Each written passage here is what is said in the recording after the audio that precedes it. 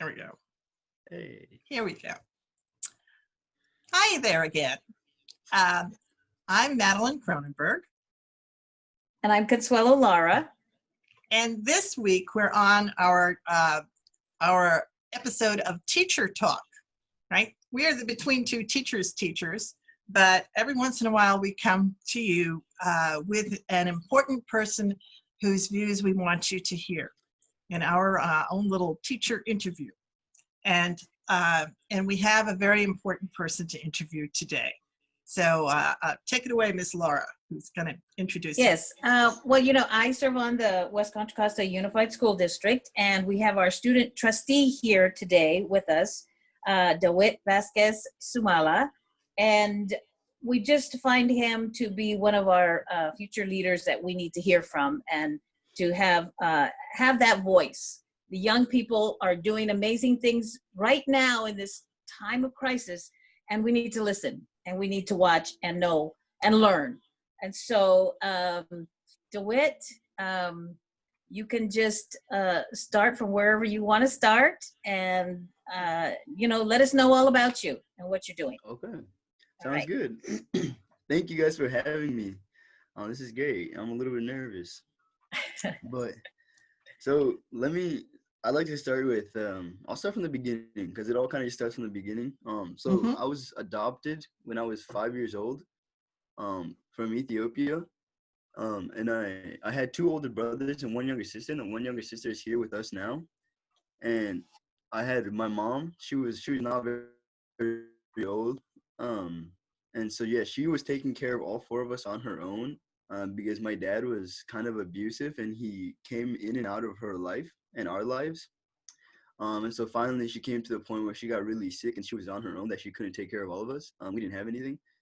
So I was adopted, so I was sent to a center, an orphanage, and then a few different places, and then I was adopted by my parents now. It's amazing. It's amazing, like the change that I had from going from Ethiopia and poverty to everything that I have now. I'm so fortunate. At 5 years old, we moved to Iowa, and we lived in Iowa for 10 years before we came here. And Iowa was also, that was an experience. There's a little town of 10,000 people, and sometimes it felt like my sister and I were the only people of color there, and so that was interesting. And the town is mostly Republican. I think it's really split right now, but there's a lot of hate in it as well, and it's kind of interesting to look back now and think about it, because when we were younger, that hate was not there. We were all kids at one point, and it was when we got older towards like elementary and middle school, when kids started to mature more, is kind of when the color started being like our race started affecting our relationships, the way we saw each other, our insults. And that's when when I was really becoming aware of it, like, wow, this injustice. And then Tamir Rice died, and he was 12 years old. I was 12 years old. We were about the same age, and the town gathered in front of the city hall, and we had a little gathering for him. And that's when I'm like, wow. And because I heard about what happened to him, and I was so worried and consumed with my own problems of trying to fit in my school before then, that I hadn't really thought about outside of the little town. And so that's when I really started to get my first, I don't know, I'm just getting aware of the outside world, and understanding the world is a lot bigger than just the little town that I was living in. I'm really sad though, because that's not really when I started my activism work. That was a lot more recently. I don't really know. I think this whole time I've just been trying to figure myself out. But I've always felt really strongly about doing the right thing, about racial problems, teacher, student, educational problems. When I was in my other school, I ran into a lot of teachers who were racist, internal bias. Those were all just big things. And again, when I was younger, it wasn't as big of a thing because I was trying to worry about fitting into my friends and whatnot. But as I've gotten older, it's been like, wow, I've like, the stereotypes and this racism is crazy. It's so weird, because when I grew up, I felt as like, I don't know, everybody was like more equal. But until I grow up feeling that some people are like not as equal as other people, just didn't fully click with me. So I started doing more just maybe 2 years ago or so. I'm part of Rise Youth Center, and that's been amazing. They really helped me with my leadership, becoming a better leader. I was in leadership last year at school. That kind of frustrated me because I felt our leadership was not really made to help the students with like problems that they may have had with school, or like any like or like just leadership that is meant for the kids to help the students out during their school. Because what it seemed to me was a lot of it, we were fundraising for prom, we were setting up for rallies. We did the blood drive, and that was good, and that was dope. I felt like that was the only real thing that we did. I came in to leadership. I'm like, okay, guys, let's do this. Here are some things that I think we should maybe like work on. It's like the bathrooms. I do not like the bathrooms, right? I'm like, they're like, you know what? We don't really do that. It's like, wait, what? Then what are we doing here if we're not trying to like better the school, if we're not trying to help the students, or like what are we doing? So I was really disappointed in that, and that is definitely something that I want to see if I can help in the next year as well. There are so many things within schools that I would like to change, and I love my school. I go to El Cerrito High School, and I love it, and I love the principal. I think but no school is ever perfect. And so, uh, yeah. Do you want me to explain a little bit more about that? Or? Let's hear, what are the other things you would like the leadership class to do? I think that's an interesting point. Totally. I think, yeah, students need something in place so that whenever they have a problem, whenever they want something fixed, whenever something needs to be changed within their own school, a group of people, leadership class should be the one that they go to, and they say, here's what I'm struggling with, here's what I want changed, here's whatever, and then they should be able to do something with that.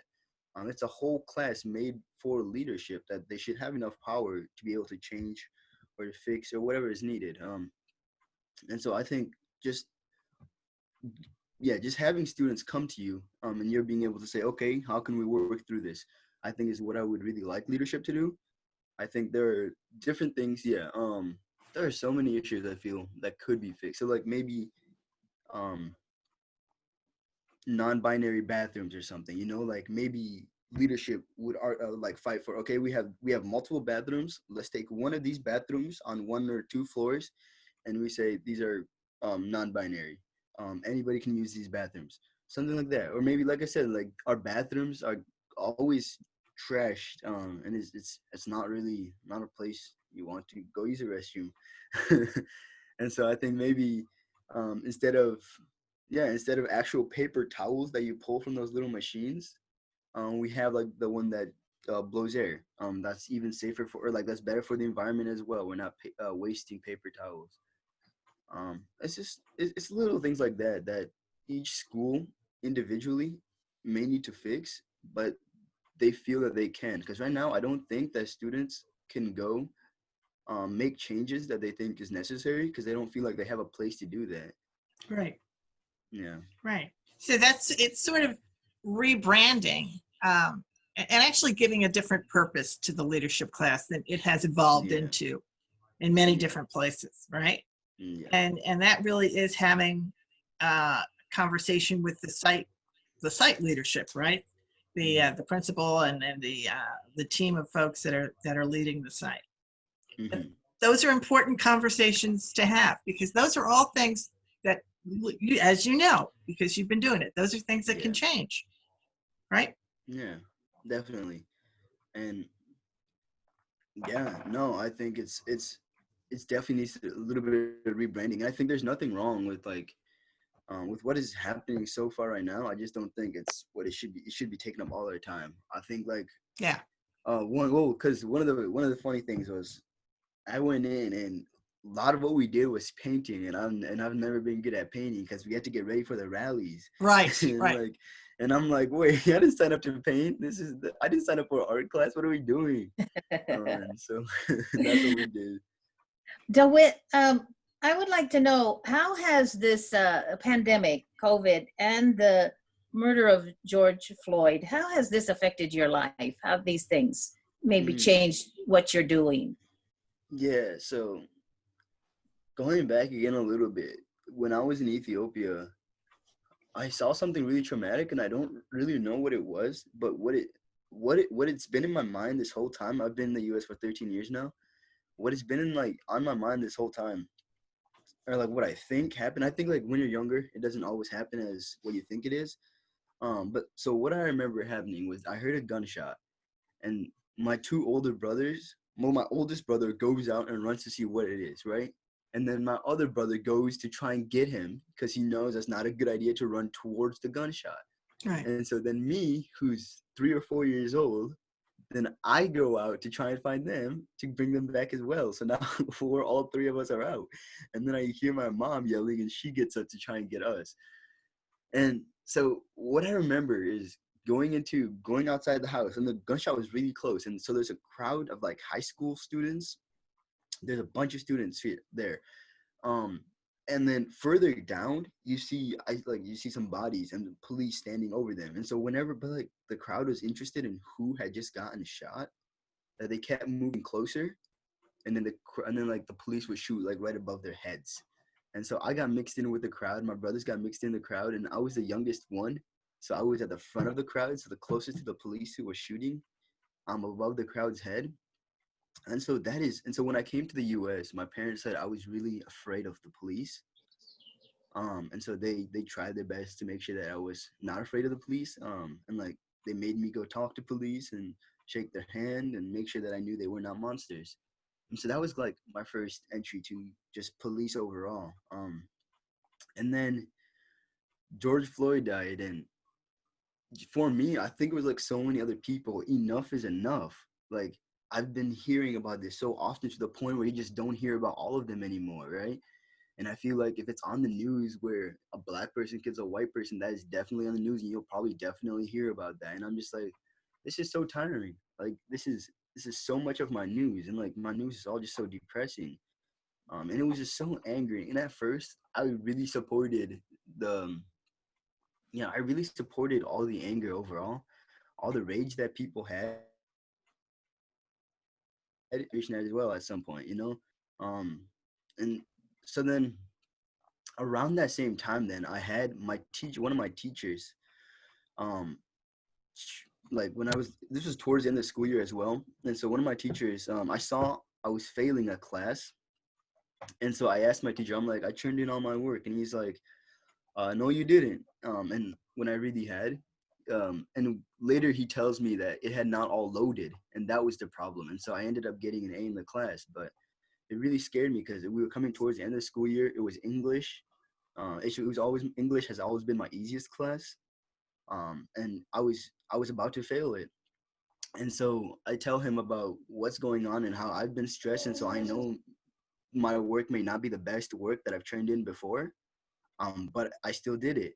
And he comes and he writes back and he tells me how he's really sorry, and how he understands what I'm going through because he's got black family, um, and how I should be happy because I got my high school credit, but I didn't get my ADG requirements, and how that is still passing, and how I should be happy about that.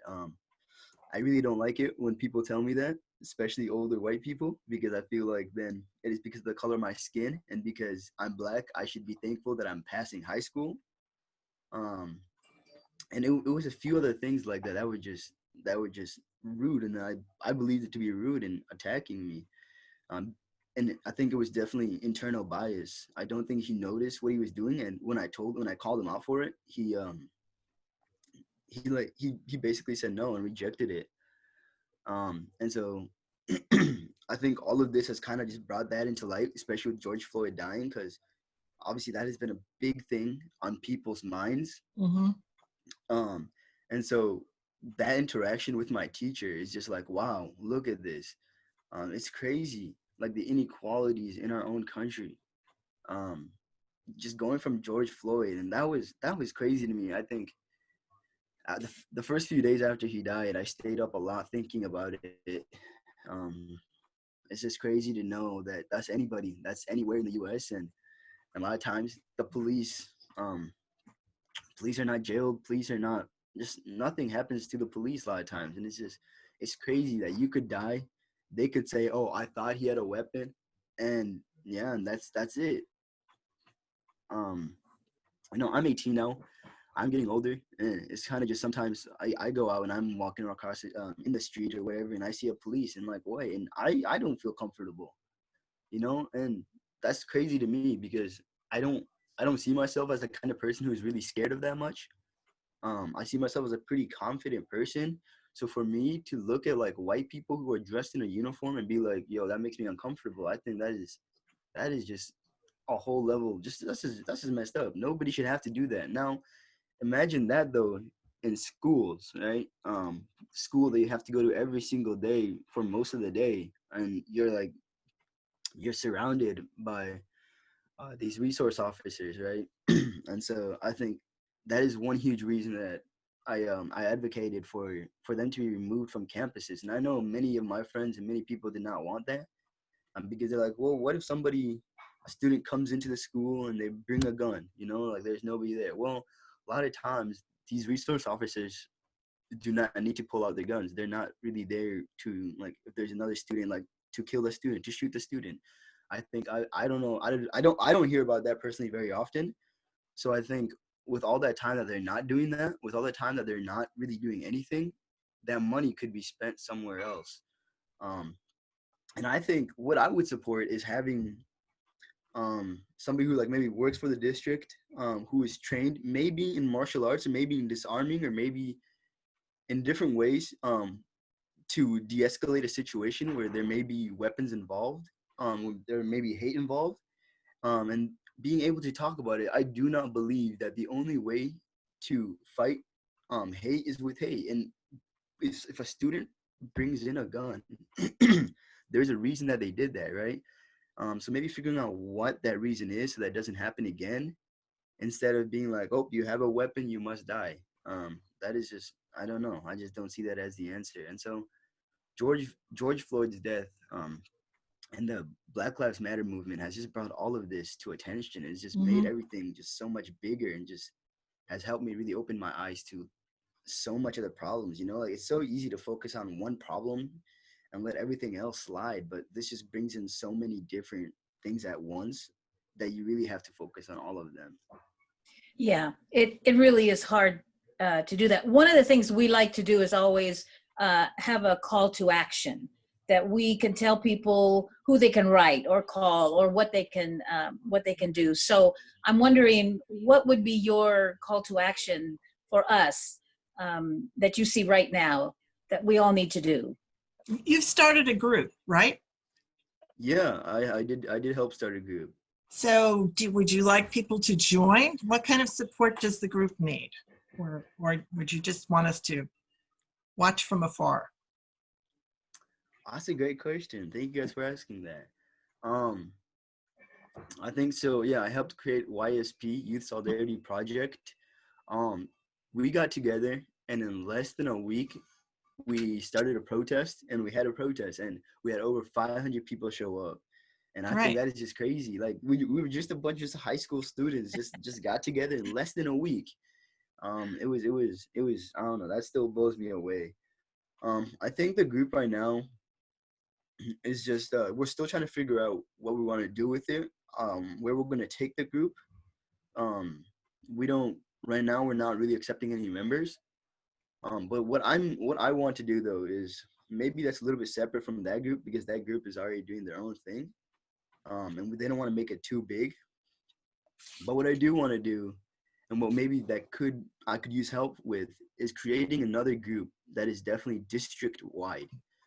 Each school right now has their own little representatives, and then we have like 2 students on the district board, and that's about it.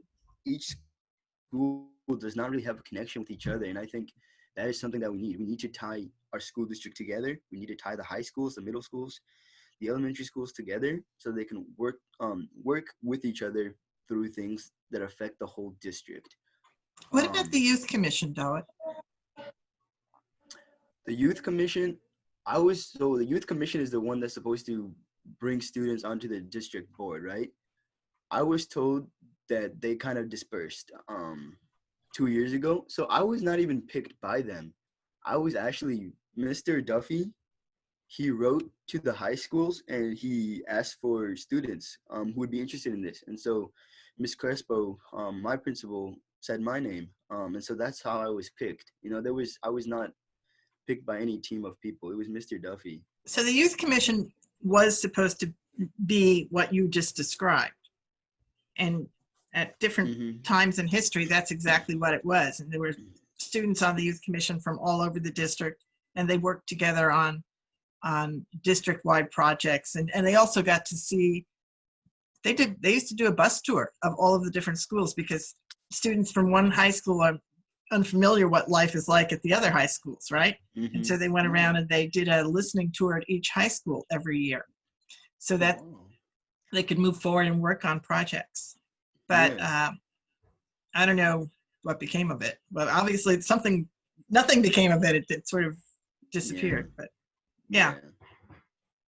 That would be amazing to have something like that. I mean, if it's there for students, I think the other problem we have right now is we have a divide between the adults and the students, and we don't really have anything connecting them as well. So the adults don't really know what the students want.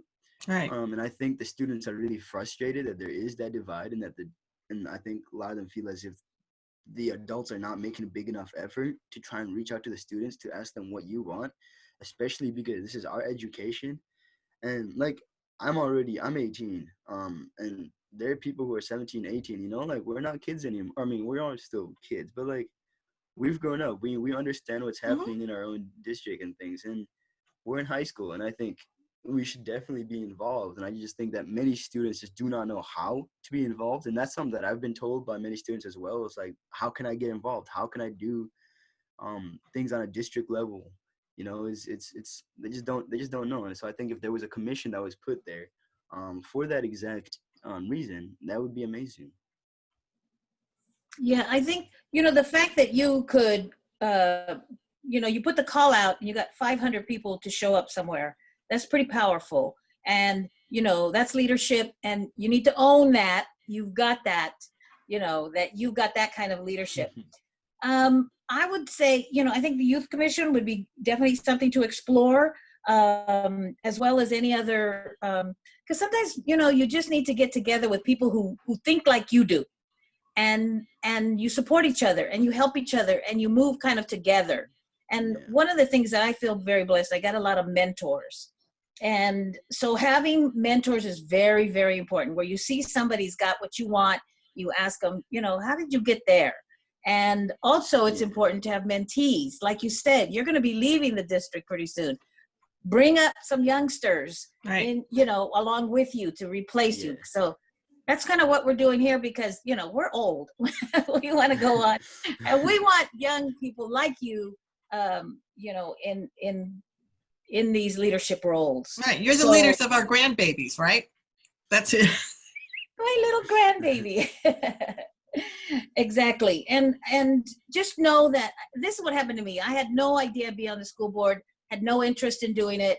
And my friend Madeline and others just saw something in me, and now you can't hold me back. I mean, I'm on it.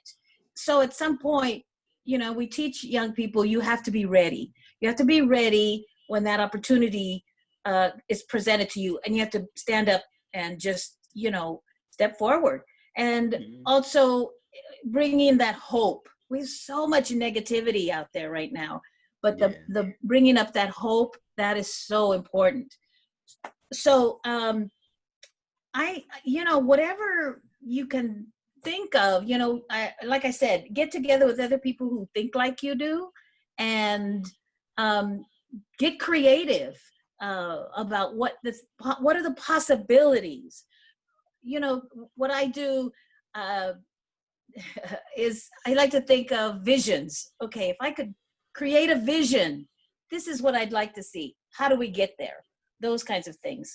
And I just found that young people have so much talent and creativity, and I want to hear, what are you thinking about? How do you respond to these things. So I want to hear more from you, and anything else that you think that we could do. The other thing I wanted to ask you is, you are 18. What are your plans? Your future plans? Yeah. Oh my goodness. I have been thinking about those so much lately. I'm going to graduate high school one semester early. And then I'm gonna go to Contra Costa Community College. Get a little bit of college credits in before I head off to my actual college. And so I've been thinking about that so much right now, and I've been thinking about what's next. And so for the longest time, I think for the last few years, 4 or 5 years maybe, I really want to get into business. I started investing. I took a little bit of my savings and I just started investing on my phone, and it's been an interesting process. And I think it's something that many kids should just try, especially if they want to get into business. Just you don't even need that much money. You can just take a little bit, and just start working with investing on your phone.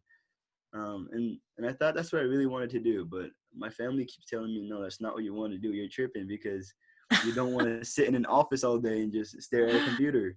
Um, and I think they may have a point. And so I think I'm really struggling right now. And I think I don't really know what I want yet. And I think it's kind of scary to me, honestly, because I'm going to go off to college soon and I still do not really know what I want. And there's some people out there who are like, yes, this is exactly what I want to do for the rest of my life. It's like, and so I don't really know. And I think one thing that would be interesting, I think, is being a lawyer as well. I think with all this advocacy and all this work that I'm doing right now is really helping push me. Not because I think I'm really good at it, but because I feel so strongly about it. I just feel so strongly about justice, and a lot of times justice is not being served right. It's not being served at all. Well, the only way it's going to get served is if people who feel strongly about it show up. That's so true. And that's the absolute fact. That's the absolute fact. And if people who feel strongly about something that's important to them, then that's sort of telling you what you're supposed to do. Do you guys remember on the news, it was the 2 attorneys who pulled out their guns on the protesters. And it's just like, there's so many people who have so much power, but they're abusing it and they're using it the wrong way. Like, they're standing in front of this huge mansion that they have, and they have their guns out on protesters who are just walking by. I think, definitely we need some new people in positions of power. And we need to change it up a little bit, because I don't feel safe with that. And I don't like that, that's just abusing your power, and that's just not okay. And so I think, but at the same time, I think I also don't want to go over my head. And I've been having a lot of talks with my older sister and with my, she's from the Dominican Republic. She's not really part of our family, but I call her my older sister. She's, and she goes to dental school right now. And she's telling me about all her expenses, and that's crazy too. All the money that's involved. And that's another thing that I'm worried about as I'm growing up and as I'm getting older, and as I think about what I want to do. Money is definitely a problem, and it's an issue that so many people are worried about. And I think she was also telling me about how some of the people there would just pull out like $1,000 cash and that's how they would pay for the tuition. It's so crazy. Like, wow, they have so much money. They're just like, oh, no problem. Here you go. This is to pay for the next year of college like it's nothing, I think that's also pretty crazy. And so that's another thing that I'm worried about right now as I'm getting older. But so is it okay if I go a little bit off topic and I go back a little bit? Yeah. And so one thing that I really want to do is I want to tell other kids who are listening to this, like, you start now. I feel bad because I started when I was later. And later meaning how old were you? How late was it? 17, 16? 17. So old. He didn't start his organization until he was 17.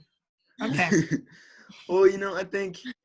But he could have started at 12. You are speaking to the person who is 12 now, right? And saying to that person, move ahead. Exactly. Yeah, I think so many kids just do not understand that they have this power, and that if they really do want to be heard by adults, they can definitely get that attention. And I think there are just not enough things in place to help them out. But so to kids, to students who are listening to this, who feel strongly about advocating, about social change and justice, start now. there's if you look hard enough, you can probably find it now. And like I said before, like I have my regrets on not starting when I was 12 and starting when I was 17. I think there's so many years that I could have tried my hardest to try and help make things better wherever I was at, whether I was in my middle school or just in my community overall. So if you have that chance and you feel strongly about advocating, just do it. Start now. People will listen to you and you'll get better at it. And it just helps you become a better person and leader overall. So that there, I just want to get that out to people. And Yeah, it was beautifully said, Dawit. And that's the key to me of what you said there was just make things better where you're at, right? Exactly. And as understand, if you don't do it, don't expect any, don't keep looking around wondering why somebody else isn't doing it, right? Because the other thing is they're seeing it through their lens, through their eyes. They're not seeing what you're seeing. That's the one thing. And when you say, well, how come this hasn't been done before? Because nobody saw it. Yeah. Nobody saw it. I definitely agree. And I think, it's well said. I agree. Great. I think, Trustee Laura, did I miss anything else that you said? Well, I'm just wondering, how are you reaching young people? What are your communication channels? Yeah, so I think when I first started YSP, I went onto social media and I saw people who were advocating, and people who maybe I wasn't very close with, because most of the people in YSP were strangers to each other. Most of us went to Osceola High School, but we didn't really know each other. So I just grabbed a bunch of random people and I'm like, okay, let's do this. And it was insane because we were so well together. And I'm like, wow, and that's kind of a lot of what I've been doing. I've been going on social media and I've been asking students who have been advocating, who have been feeling strong, not only about Black Lives Matter. We just passed Pride Month and just different things that have been going on right now. And so for like example would be the task force, COVID-19 school, reopening school task force. I had to do that there as well. That's not the only way I got students though. A lot of times I asked other students who were already on whatever group I was part of to invite their friends as well, to get their friends involved, people who I did not know myself, people who they thought wanted to be advocates, who wanted to be part of a team. I think what I've gotten from all of this as well in the last few months, even I've been getting told by so many people, thank you for giving me like something to do. Thank you, especially in this hard time, especially people who are not Black, students who are not Black. They've been posting things on social media, but they didn't know what else they could do. And so this is to join a part of a team that is fighting for something. It gives people purpose. It gives people reason to keep fighting. It helps people. And, and I think I really love that part of it. And I'm so glad that I was able to help some students out by that. And I'm hoping that whatever they get from this, they'll be able to keep using in the future. They'll be able to keep doing. I think another way that I reached a lot of students was through adults and through friends I made in this run that I've been going through, through all this advocacy work. I think especially the Black community, I was not very close with very many. I don't have very many Black friends, sadly. It's crazy. Like, I hate saying that, but it's so true. At my school, stereotypes run so high, and people are each in their own little boxes. And it's so bad. And I don't really fit into any of the boxes. I consider myself a pretty educated African American, and a lot of times you have white and Asian kids who are like educated, and then you have like the Black kids, and it infuriates me how they are definitely kept in their own little boxes. You have like kids who are not African American who are like a little bit scared of African American students. It's like these little things here and there, and so it's hard for me to fit into wherever I go, because I can hang out with I can hang out with white students, Asian students, and I don't fit in because the color of my skin. I could hang out with African American students, and I don't fully fit in there either, mostly because of the way that I talk, and because of the way that I view things. And so I think, but what has been amazing is I've been getting a lot of support and a lot of help from the African American community in my work for advocacy. A lot of the mostly moms of African American students in our district, and it's been so amazing. I've gotten so close with so many of them, and they've been how I reach out to other students, because they've already made connection. They already have students. They already know students.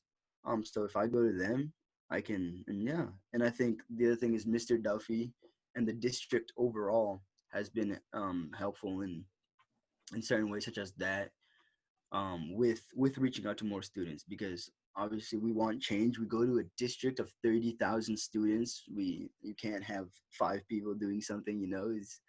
That's not enough. And I think the district knows that, so they've been helping me with that as well. So if people see this and maybe they want to join with you, or they want to have you come and speak to people, or how can they get a hold of you? What would be the best way to connect with you? Sure. I think I answer most to my cell phone. Is it okay if I give my number here? It's up to you. Sure. To you, or social media, or anyway. Yeah, so I think I check my phone the most often, but I also use my email a lot. So my email is dawitvs@gmail.com. So DAWITVS. D like in David? Yes. And then just a V and then S at gmail.com. Okay. If I don't, I may miss it for some reason, and if I do, there's always my cell phone, and my cell phone is 510-778-0168. So just so you know, Dawit, I'm going to put reach this me in the there as links well. under the YouTube channel, and because we'll post this on YouTube and on Facebook. Is that okay? Because you just said it. Yeah, but, that's totally fine. Okay. Yeah, no, it's okay. All It's right. totally okay. Okay. All right. Yeah. Well, you've been great. Well, I think thank you you so don't much. realize how much inspiration you will have brought to others, and that's a really good thing. I think that is what we were hoping would happen, and any way that we can help you in the future, just don't forget us, and we're here for you. Absolutely. Thank you. And I'm so proud of you. Really. Thank you so much. Hello, can you guys hear me now? Oh, sorry, I missed the last little part because Oh. I couldn't hear anything. Sorry about that. Just thank you for everything you're doing, that I feel very, very proud of you. And I think you're very inspiring to young people and older people. All of us are very inspired by your story and by your activism, for sure. And we are going to post this. We're going to link this up, on our YouTube, and it'll go on LinkedIn and wherever else we can. I'm going to tag you, so all your fans are then going to be able to watch it and hear what you said to us. Thank you guys so much for all that you do as well. I really do appreciate this, and I think this is amazing work as well. So thank you guys as well. All right. Thank you so much. Thank you. Okay. All right. Stay safe. All right. We'll see you somewhere on Zoom. Okay. Thank you guys. Bye-bye. Undo this. Where are we? He was great. Absolutely great. Just all right, what I'm going to say goodbye to everybody. Here goes. The recording is now